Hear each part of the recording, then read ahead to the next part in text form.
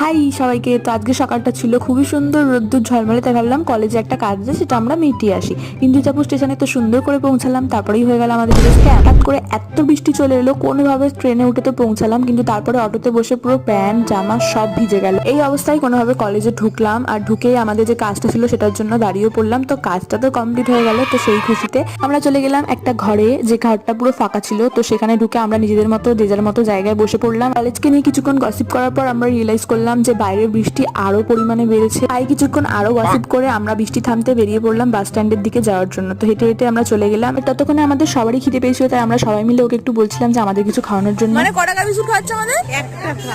টাকার বিস্কুট শুনে তো দোকানদারও আসছিল না আমাদের বিস্কুট দেওয়ার জন্য। তারপর ওর মান সম্মান আমরা এত আঘাত করেছি যে 5 টাকার লম্বু খাওয়াতেও আমাদের বাধ্য হয়েছে। তারপর আমরা সেই লম্বু খেয়ে চলে এলাম বাড়ি। তখনও বৃষ্টি হচ্ছিল, আর এসে দেখলাম যে এরা দুজন ছাতা নিয়ে এখানে ঘুরে বেড়াচ্ছিল। তারপর তো একজন পড়েও গেল। ভিডিওটা এতটাই ভালো লাগলে ডু সাবস্ক্রাইব।